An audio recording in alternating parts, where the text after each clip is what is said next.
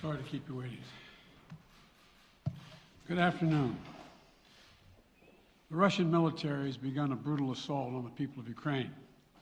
Without provocation, without justification, without necessity, this is a premeditated attack. Vladimir Putin has been planning this for months, as we've been saying all along. He moved more than 175,000 troops, military equipment, and positions along the Ukrainian border. He moved blood supplies into position and built a field hospital, which tells you all you need to know about his intentions all along. He rejected every good faith effort the United States and our allies and partners made to address our mutual security concerns through dialogue to avoid needless conflict and avert human suffering. For weeks, we have been warning that this would happen. And now it's unfolding largely as we predicted. In the past week, we've seen shelling increase in the Donbass, a region in eastern Ukraine controlled by Russian-backed separatists. The Russian government has perpetrated cyber attacks against Ukraine. We saw a staged political theater in Moscow, outlandish and baseless claims that Ukraine was about to invade and launch a war against Russia, that Ukraine was prepared to use chemical weapons, that Ukraine committed a genocide. Without any evidence, we saw a flagrant violation of international law in attempting to unilaterally create two new so-called republics on sovereign Ukrainian territory. And at the very moment that the United Nations Security Council was meeting to stand up for Ukraine's sovereignty, to stave off invasion, Putin declared his war. Within moments, missile strikes began to fall on historic cities across Ukraine. Then came the air raids, followed by tanks and troops rolling in. We've been transparent with the world. We've shared declassified evidence about Russia's plans and cyber attacks and false pretexts so that there could be no confusion or cover-up about what Putin was doing. Putin is the aggressor. Putin chose this war, and now he and his country will bear the consequences. Today, I'm authorizing additional strong sanctions and new limitations on what can be exported to Russia. This is going to impose severe cost on the Russian economy, both immediately and over time. We have purposely designed these sanctions to maximize the long-term impact on Russia and to minimize the impact on the United States and our allies. And I want to be clear, the United States is not doing this alone. For months, we've been building a coalition of partners representing well more than half the global economy. 27 members of the European Union, including France, Germany, Italy, as well as the United Kingdom, Canada, Japan, Australia, New Zealand, and many others, to amplify the joint impact of our response. I just spoke with the G7 leaders this morning, and we're in full and total agreement. We will limit Russia's ability to do business in dollars, euros, pounds, and yen to be part of the global economy. We'll limit their ability to do that. We're going to stunt the ability to finance and grow the Russian military. We're going to impose and we're going to impair their ability to compete in high-tech 21st century economy. We've already seen the impact of our actions on Russia's currency and the ruble, which early today hit its weakest level ever in history. The Russian stock market plunged today.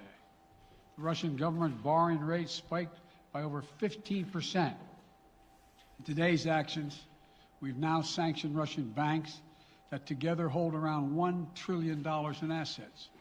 We've cut off Russia's largest bank, a bank that holds more than 1/3 of Russia's banking assets by itself, cut it off from the U.S. financial system. And today, we're also blocking 4 more major banks. That means every asset they have in America will be frozen. This includes VTB, the second largest bank in Russia, which has $250 billion in assets.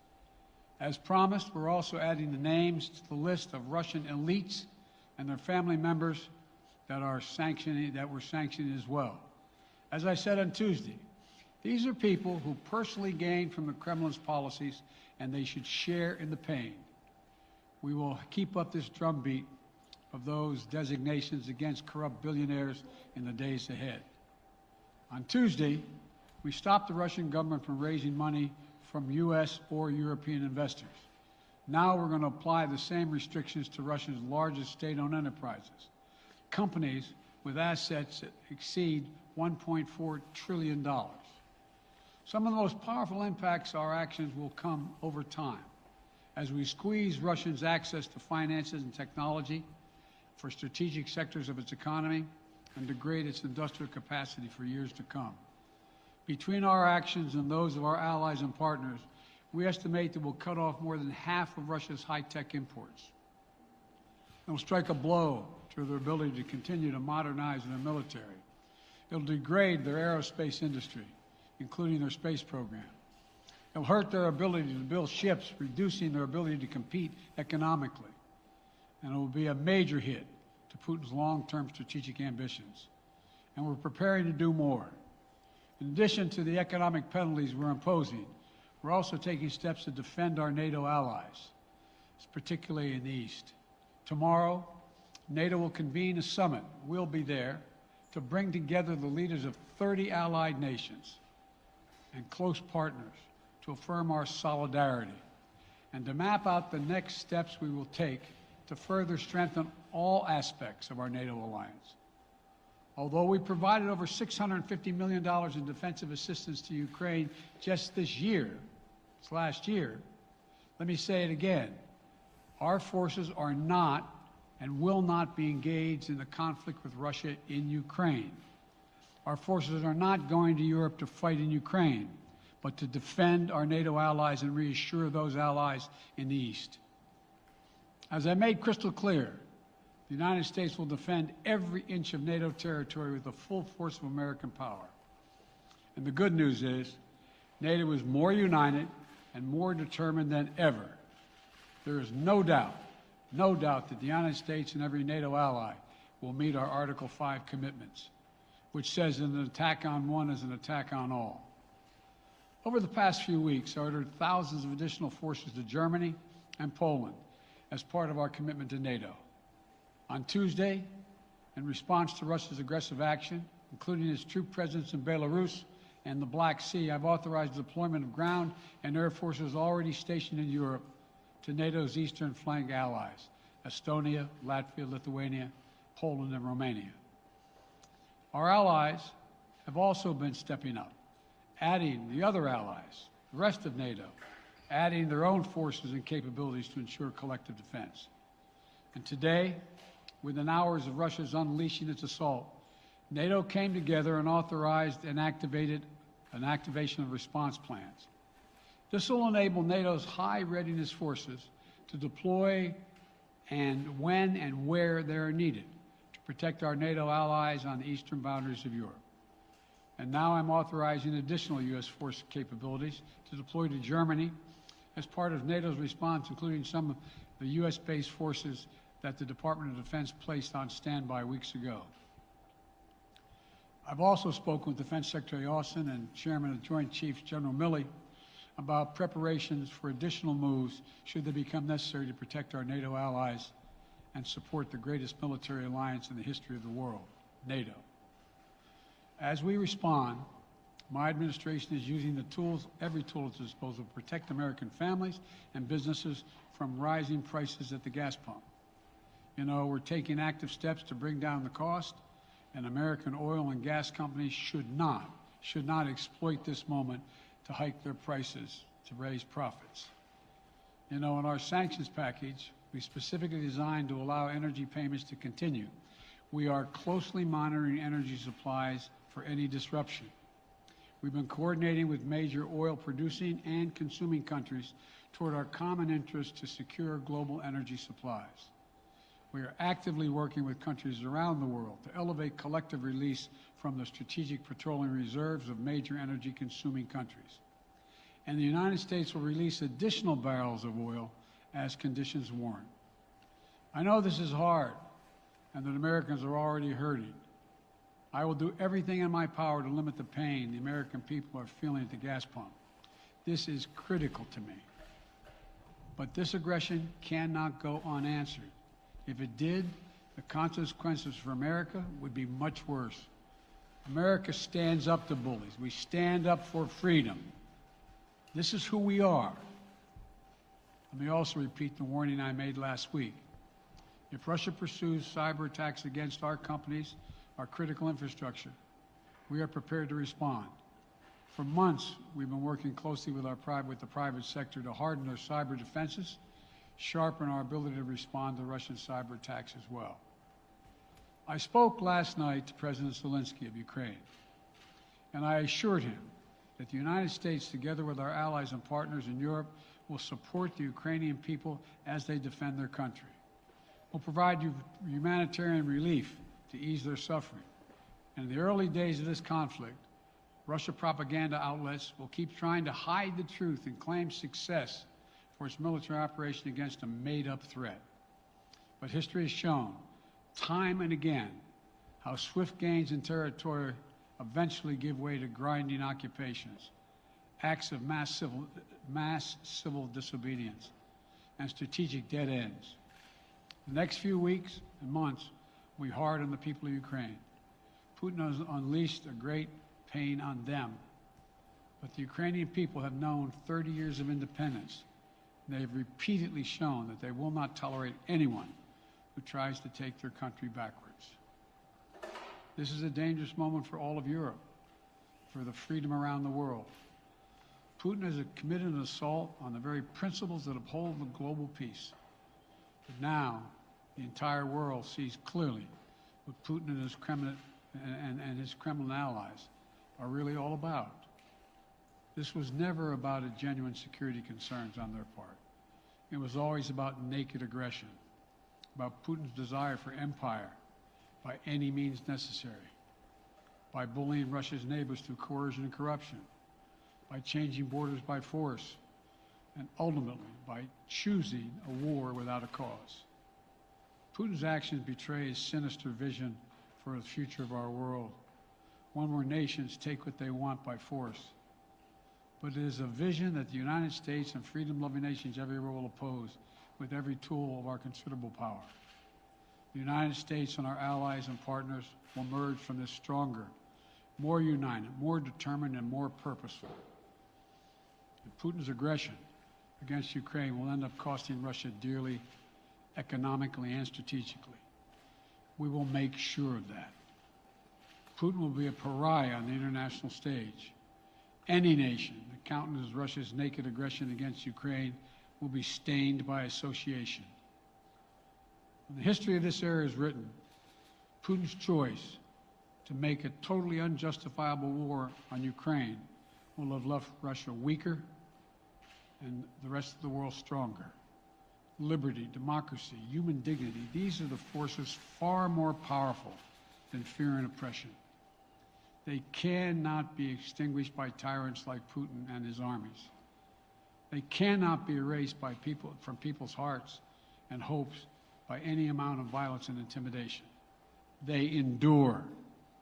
In the contest between democracy and autocracy, between sovereignty and subjugation, make no mistake, freedom will prevail. God bless the people of a free and democratic Ukraine. May God protect our troops. Associated Press, Zeke. Do you have any plans to speak with President Putin at this point? And what interactions have you had with the Russian government? I heard the first part. Do I have any plans to speak with Putin at this point, and what? What communications have you had with the Kremlin as far as military operations in Ukraine and making sure this does not spiral into a larger conflict? Well, it's a large conflict already. The way we're going to ensure it's not going to aspire to a larger conflict is by providing all the forces needed in the Eastern European nations that are members of NATO. NATO is more united than it's ever been, and I have no plans to talk with Putin. Wall Street Journal, Tarina. Mr. President, you didn't mention SWIFT in your sanctions that you announced. Is there a reason why the U.S. Isn't doing that? Is there a disagreement among allies regarding SWIFT and whether Russia should be allowed to be a part of it?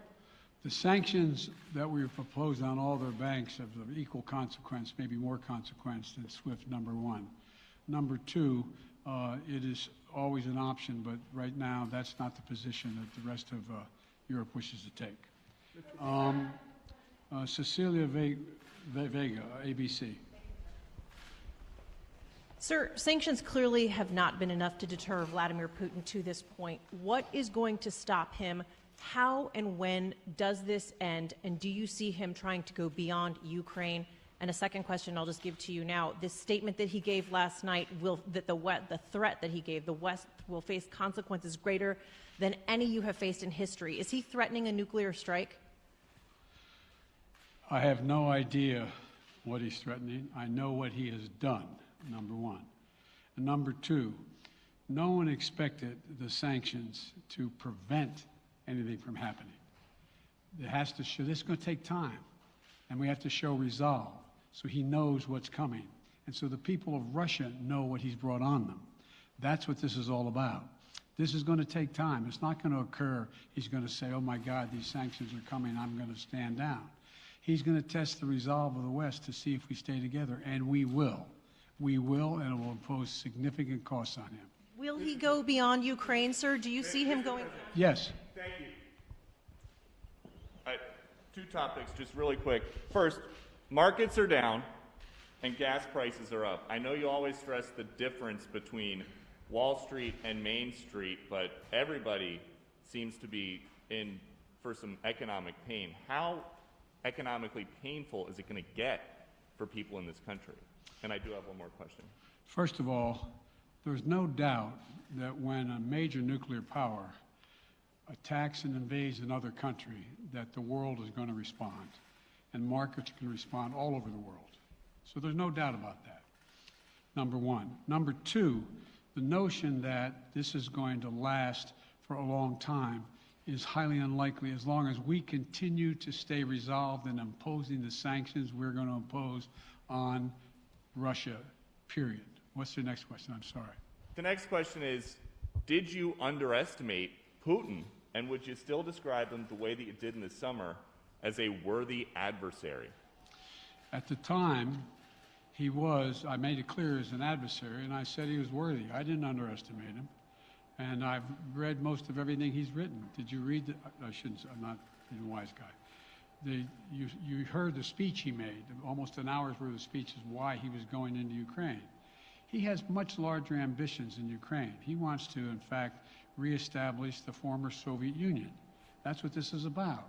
And I think that his ambitions are completely contrary to the place where the rest of the world has arrived. And with that, with his ambitions, you're confident that these devastating sanctions are going to be as devastating as Russian missiles and bullets and tanks? Yes, Russian bullets, missiles, and tanks in Ukraine. Yes, I am. Thank you, President Biden. If sanctions cannot stop President Putin, what penalty can? I didn't say sanctions couldn't stop him. You've been talking about the threat of these sanctions for several weeks now. Yes, but the threat of the sanctions and imposing the sanctions and seeing the effect of the sanctions are two different things. They're two different things. And we're now he's going to begin to see the effect of the sanctions. And what will that do? How will that change his mindset here, given he's Because it attacking will so Ukraine as we weaken his speak? country that he'll have to make a very, very difficult choice as to whether to continue to move toward being a second-rate power or, in fact, respond. You said in recent weeks that big nations cannot bluff when it comes to something like this. You recently said that the idea of personally sanctioning President Putin was on the table. Is that a step that you're prepared to take? And if It's not a bluff, it's on the table. sanctioning President Putin? Yes. Why not sanction him today, sir? Mr. President? Why not sanction him today, sir? Mr. President, if I can, you detailed some severe and swift new sanctions today and said the impact it will have over time. But given the full-scale invasion, given that you're not pursuing disconnecting Russia from what's called SWIFT, the international banking system, or other sanctions at your disposal. Respectfully, sir, what more are you waiting for? Specifically, with the sanctions we've imposed exceed SWIFT. The sanctions we imposed exceed anything that's ever been done. The sanctions we imposed have generated 2/3 of the world joining us. They are profound sanctions. Let's have a conversation in another month or so to see if they're working. Yes. Can I ask you about Zelensky? Sir, you spoke to Vladimir Zelensky yesterday, sir? What's the risk that we are watching the beginning of another Cold War, and is there now a complete rupture in U.S. and Russian relations? There is a complete rupture right now in U.S.-Russian relations if they continue on this path that they're on. And in terms of a Cold War, that depends. You have the vast majority of the rest of the world in total opposition to what he's doing, from Asia to South America to Europe to around the world. And so it's going to be a cold day for Russia. The idea, you don't see a whole lot of people coming to his defense. And are you, if I could follow up, sir, are you urging China to help isolate Russia? Are you urging China to help isolate Russia? I'm not prepared to comment on that at the moment.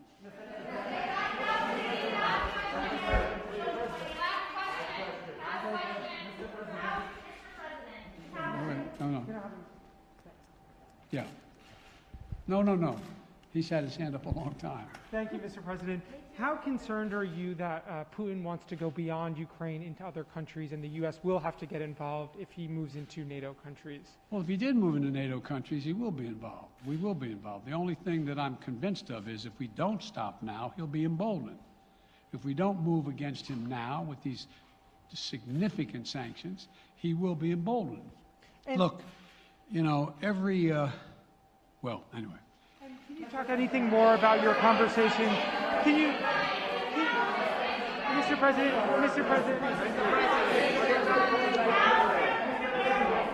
Why not sanction Putin directly, sir? Why not sanction Putin directly today? I'm sorry, I can't hear you. Sir, India, which is a major defense partner of the United States, is India fully with you on the issue of Ukraine and Russia? Does the Defense Department of the United States... Sir, India is one of your major defense partners. Is India fully in sync with the United States on Russia? We're in consultation with India today. We haven't resolved that completely. One more question. Okay, thank you all very much. Thank you. May I deal with financial impact, sir? Are you sanctioning President Putin?